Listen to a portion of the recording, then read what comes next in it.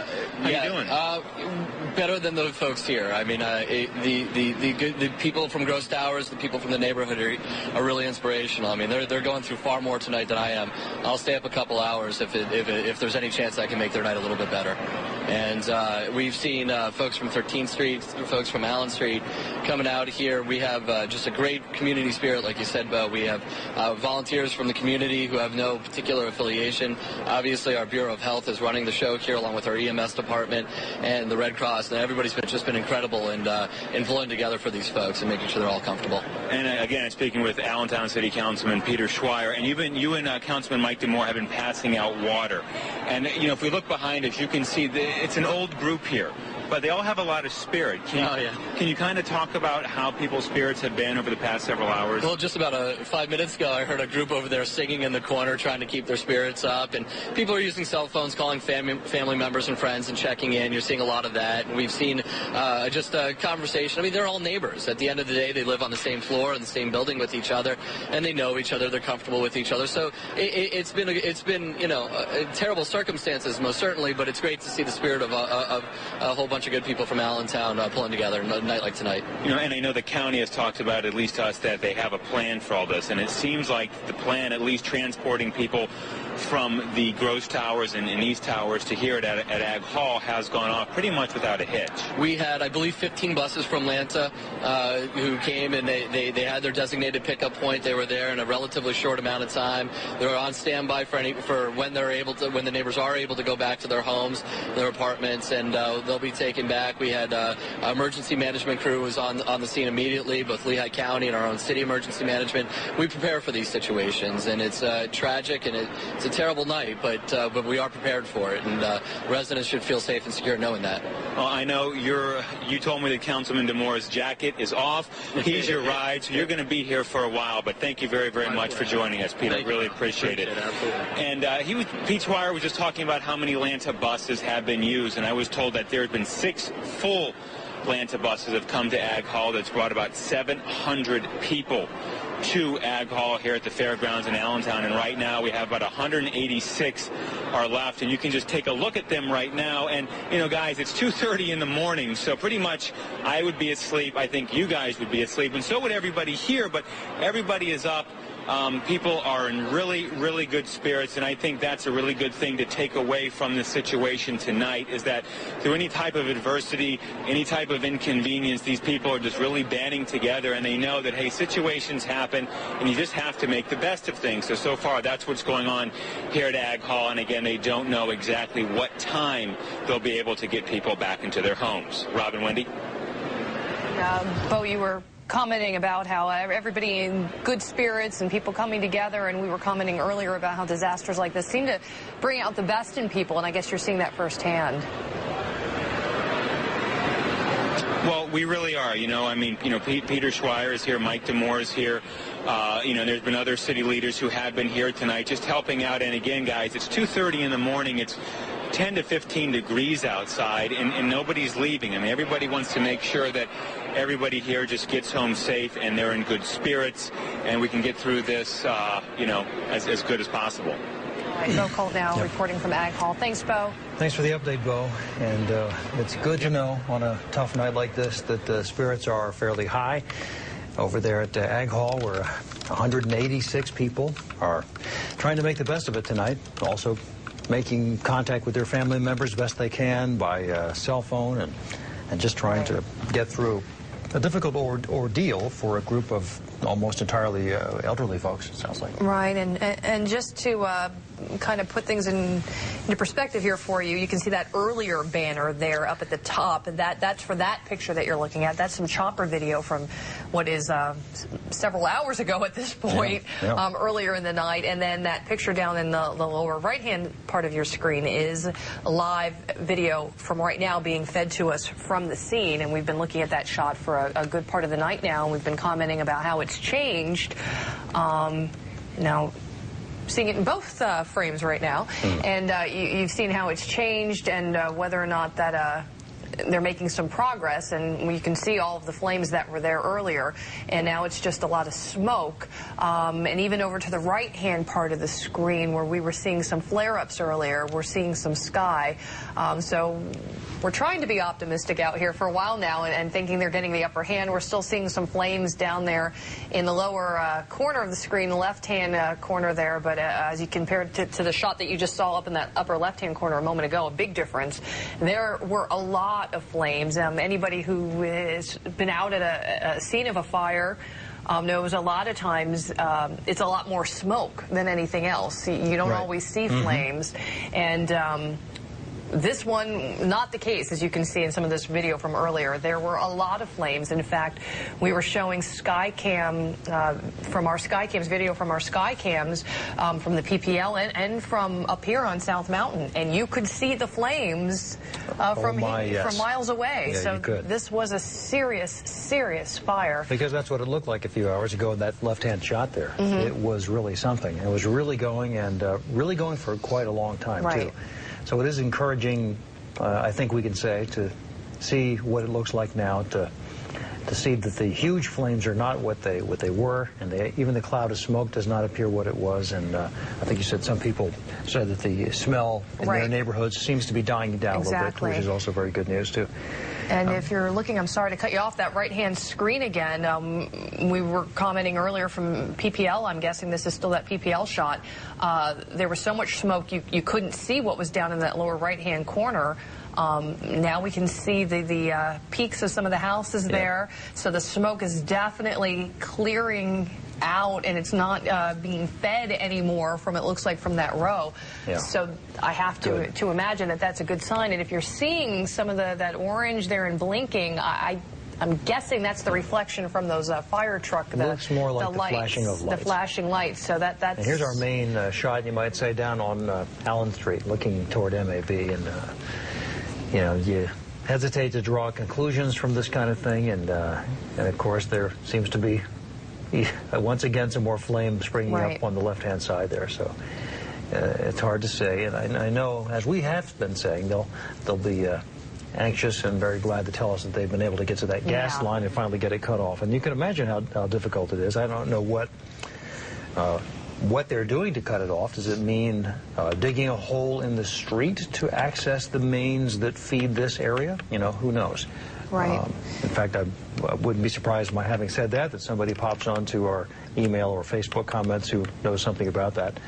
But I might also say a word about that for those of you who have been sending in comments, or no doubt many more of you are just reading other people's comments on my Facebook page, Wendy's page, and the WFMZ Facebook page. They're all three distinct pages. That some of you who are sort of admonishing others to not speculate about numbers of people hurt or killed, that's pretty good advice. People hear things, and people jump on Facebook sometimes and make some comments about things they've heard or they think they've heard, and you know, let's just wait and see what kind of official information comes from city leaders. We're hoping that before too long we'll have a news conference and we'll get some of those statistics for you, and hopefully there are not large numbers of injured and hopefully none who have been killed. But we'll keep you posted on that, and it's best not to just do a lot of speculating. And so it's basically a waiting game, and a waiting game for fire, too. Mayor Pulowski pointed out that their job right now is containment, which is probably frustrating to them as well. They're trying to just keep it to that one block right now. They don't want it to spread, obviously, across the street to the MAB paint store. That was a concern. You can see some streams of water now moving back and forth in that area. And now we're taking that look from the PPL Skycam again, and that smoke clearing up even more. So we can only guess that that's a good sign. There was a point where you couldn't even really see what this picture was, and now you're able to see some of the rooftops of the homes in that area. So that's a good sign. Smoke was going as far away as Hanover Avenue There are some notes coming in from people on the east side saying that they could smell the smoke and it was starting to billow in. Will pointed out that the wind was going in that direction and it was blowing it, and that makes sense. We were hearing people from 7th, 8th, then 2nd, and then Hanover Avenue. So you could see as that smoke cloud made its way. Yeah. So the wind doing that, and it is cold out there tonight, quite obviously. That also an issue folks were dealing with out there, the firefighters dealing with. They had their water up there, and it was sticking to the wires, and ice then freezing on the wires and pulling those wires down, another obstacle that they had to deal with out there, and just their own fatigue. They've been out there for quite some time now, and battling this hours and hours in the cold, and just trying to get the upper hand on this. And hopefully they're making some progress at this point, because it's starting to look a little clearer out there. Yeah, it was very interesting. Just after 11 o'clock, we finished our early news, of course, and Perla and Zindy came out and were doing the Spanish broadcast. And no sooner do we get back there than we realized that we probably need to come back out here again. Exactly. Because more and more it sounded like this was a significant event in the history of the city of Allentown. A massive explosion, and we just couldn't contain all the calls that were coming in to our newsroom to say, hey, what's going on there in Allentown, and how come my house shook here in East Allentown, in Bethlehem, in South Whitehall Township, places like that. And little did we know what was unfolding. It quickly began to emerge that we were dealing with a big deal here. And we really have to hand it to the folks back there in the newsroom who have been working hard all night to try to get that information for you. As soon as these calls started to come in, they weren't only answering the phones that dozens per minute, literally just pouring in. They couldn't answer the phone fast enough, while at the same time making calls on their own to try to find out what it is exactly that people were hearing and feeling and seeing. So we could get people out there, and we did. We got the crews out there on the scene, and they've been out there ever since. So working hard through the night now to try to get as much information for you as possible. And you know that the city officials, and we haven't heard, it's been a little more than an hour since we talked to Mayor Pulowski, that no doubt we need to be patient. They have their hands full. And he is in touch, of course, with the fire and police officials and UGI, and will provide information on an official basis as soon as they possibly can. Bo Koltnow is over at Ag Hall, and we understand that maybe that it's from there that the next information comes as the officials in the city hold a news conference. And as soon as they do, we'll bring that to you. Thank you for sending us the information you have sent us. This sort of new way of covering the news in this internet age has really been interesting, because we get so many comments through Facebook and through emails. All right, we mentioned a news conference coming up. Looks like we have one going. Let's listen.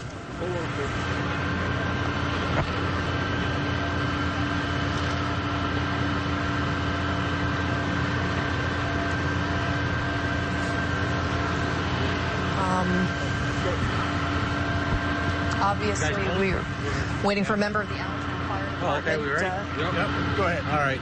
At about 22:50 hours this day, we received a report of an explosion in the 500 block of 13th Street. First units on the scene did find one or two properties down and burning. At this point, we're going to lose 8 homes to fire as a result of the explosion. And we have probably another 16 properties that were affected by the blast, damaged one way or another. At this point, we're not sure if we have any fatalities. It's going to be a long night. We're going to be here for a while sifting through the debris. At this point, we have gross towers evacuated. We have about 500 people in shelters. We hope to start bringing them back within the hour. UGI, of course, with the weather, with the snow piles and the ice and everything, they're having a little difficulty getting into the street and getting that gas shut off for us. Once that gas is shut off, we'll be bringing all the sheltered people back. Well, Chief, can you talk about, with UGI, Are they have to dig through the snow into the street to shut off this line? Yes. UGI is actually digging. They're in the process. They're actually digging 3 holes at this point to try to get that line shut off for us. The fire still looks like it's going in a line. What's your steps right now? Are you containment? We're going to lose that row of homes. We're going to lose eight homes as a result of that explosion. 2 to the explosion, and the other 6 as a result of the fire resulting. When fire crews arrived on the scene, the buildings were too damaged to actually put firefighters inside the building to fight the fire, so we have to do a defensive tactic and basically fight it from the outside. And of course, when you're in a defensive mode fighting a fire, you can only hit the fire through the openings, through the windows and the doors. So it really takes a long time to put a fire out, fighting a fire in that mode. What's the time frame right now of what UGI can do to get that closed off? UGI's telling me it's what, about 3 o'clock in the morning now? They're telling me within the hour they should have that line shut off for me. I'll start bringing the residents back. We'll be able to fight the fire better once we get UGI out of our way. So the gas is still fueling the fire? Yes. At this point, yes. So it was an underground, it was a rupture. Do you know what exploded, how it happened? We don't know that yet. That'll be investigated. I don't know how soon I'll be able to have that answer for you. Is somebody missing? Are there people missing? We do have reports of several people that are unaccounted for yet. We're still trying to account for everybody that lives in those homes. Like I said earlier, I'm not sure if we have any fatalities at this point. Of course, we'll be sifting through the debris as soon as we're able to verify whether we have fatalities or not. Chief, are Allentown police working with you to help find these missing people right now? Yes, they are. How many people are unaccounted for? Right now, we know of 2 that are unaccounted for. In the first house? Yes. These are 2 older people, 79, 74? That's what we're being told, yes. Can you have your full name and title? Robert Scheirer, Scheirer, Fire Chief, City of Allentown. All right. Thank you so much. All right. That's an update, guys. If you guys want to hang around, I'll get back with you again in another hour and a half or so. Try to keep you updated the best I can. That'd be great. Okay? We're very busy, though, okay? All right. Hope you guys understand. Thank you. Well, here we go. Rob and Wendy, as you can just hear, we just finished up the press conference with Allentown Fire Chief Robert Scheirer. As you heard, he said they're going to lose 8 homes right here, those row homes, the same homes that Mayor Ed Pawlowski said were fully engulfed. The fire crews just couldn't get to it with all the fire, with the gas lines. There's also a very important thing that he told us. They are looking for 2 people. Now, he didn't confirm any fatalities or the injuries right now, but he said they are looking for 2 people, and those 2 people did live in that first home, and their ages were right around 79 and 74. Allentown Police Department are helping fire get with that. UGI is still working on shutting off this gas line. As you heard, that right now the weather is playing a big part in this. The snow on the ground, the crews have to dig through that. They have to dig into the street, then they can get down there. But right now, word is in another hour that gas line should be shut off. Once that's shut off and those crews are out of the way, the fire crews can get in there and work on getting this fire totally out. All right, Will, thanks very much for the updates. That helps an awful lot as we continue to follow this as we get to 3 o'clock in the morning during Chief Scheier's comments there. And he points out that a block of homes will be gone. He mentioned that 2 of the 8 are lost to the explosion, is how he put it. Right. So we have been saying 1 house exploded. I don't know if he'll want to nuance those comments later, but perhaps we have had 2 houses that actually were taken down by the blast, and then he said 6 will be lost to the fire. Right. Total of 8 houses. So that whole block pretty much written off, unfortunately, at this point. Yeah. And hopefully UGI will have some success with this pursuit of putting the gas out. Chief Scheirer said 3 different holes are being dug at this point by UGI crews in an effort to get the gas cut off, and he is hoping that would happen within the hour. So, and a lot of people are hoping that, of course, and then once that happens and UGI folks can clear out, the fire crews can just get in close with all this and put it out. And he said once that gas line is shut off, that's when they will start allowing people back into their homes. Obviously, the homes that weren't directly affected. Right. He did say that there were 16 other homes damaged by this. Not on fire, but damaged. And that, once again, gels with what we were hearing from the folks that lived across the street who said just that rock of the explosion damaged their doors where they weren't able to get out of the house. But you have to imagine, just with the flames in the video we were seeing and the intensity of that heat alone, windows blown out from the explosion, all of those factors contributing to the homes just in that immediate area being affected by this. So that there's a possibility that those people may not be able to return immediately. Sure. That's what he's saying, that if I understand him right, that row of 8 would be lost to the fire and explosion, and then the 16 more, or that is 24 homes, or perhaps more than that. I think he said 16 or more. So we're up to 24 or more homes total affected, and we have 700 plus, I understand, who have been evacuated from the area, including the elderly residents who came from Gross Towers and Towers East. And fortunately, those folks are being cared for at Ag Hall, and who knows when they'll be able to get back home, but at least they have a place where they can be out of the cold tonight. Exactly. 15 Atlanta buses being used to take those folks over there. So a big effort tonight on a lot of fronts, from the fire department to the police department to UGI to PPL to Atlanta buses to county and city officials. But as the mayor pointed out, they prepare for things like this. They have emergency response plans in action, and this is the reason why. They want to have something that they don't have to think about. They can go right to it, and obviously they can, when this is all over, it's a tragedy, but they can look back and say, what we had to do worked. Folks got out safely. Unfortunately, there appears to be 2 people, as the fire chief said, that are unaccounted for.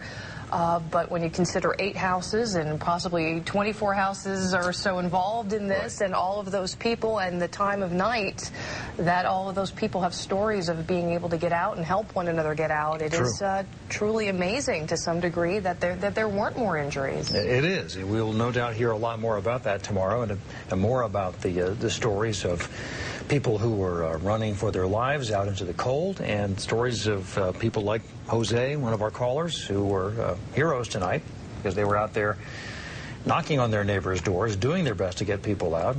Jose in particular, along with some others, pulled people out through a window because, as we mentioned, the front doors were not openable in some cases because of smashed door jams and so forth, and it'll be neat to see how that all unfolds tomorrow as we hear some of those stories of help and heroism. All right, we had a lot of questions about the gas line and how this works, and right now we have Dan from UGI on the phone with us. Dan, can you hear me? Yes, I can. Hi, Dan. We're no UGIs out there. We just heard from the fire chief saying that they're digging 3 holes right now to try to get to the gas line.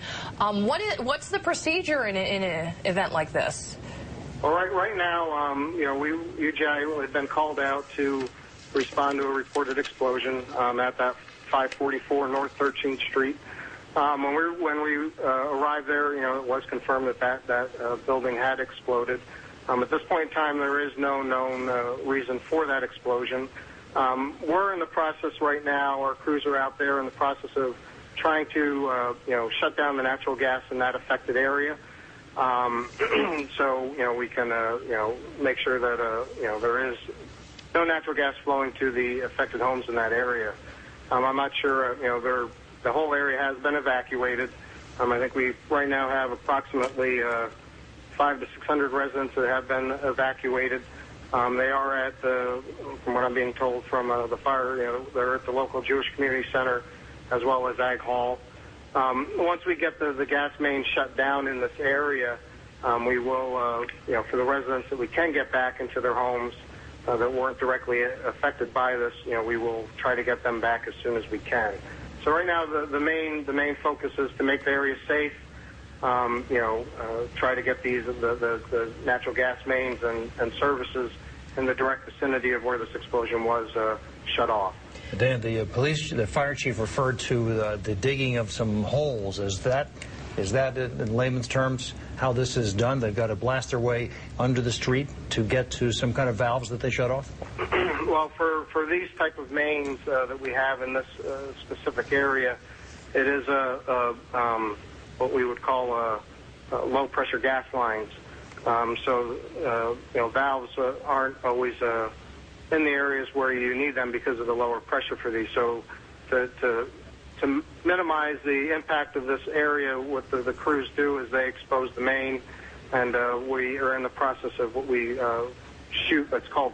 It's foam, more or less, that we inject into the main, and it stops the flow of gas. So they're in the process of doing that, and like I said, trying to shut that gas down in that affected area. I don't have any more information from the standpoint of location of valves or where they're at with potentially, trying to use those to shut the gas down. Now, I know, Dan, you don't know the answer to this for sure, but there was some speculation that the cold weather may have had something to do with this. Can that cause just a gas line to rupture without warning?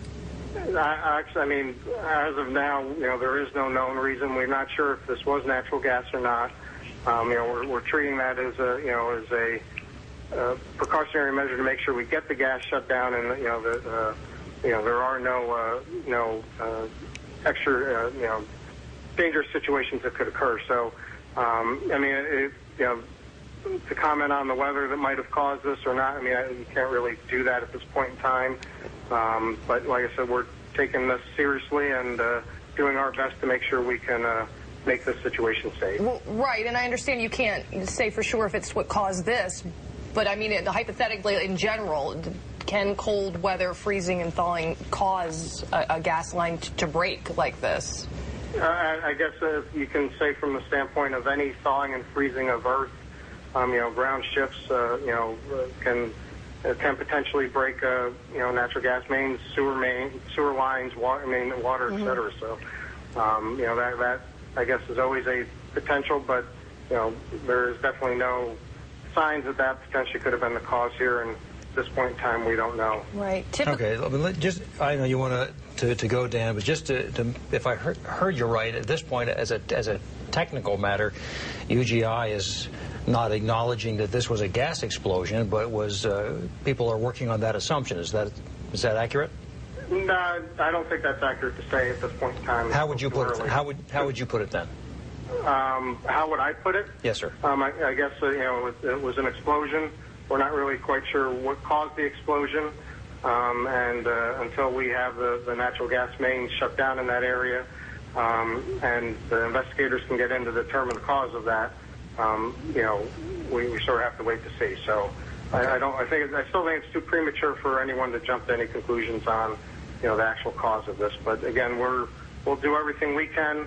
We're very important to make sure that everyone remains safe, and that is our priority. So we're working with the local police and fire to do the best we can to make the situation safe.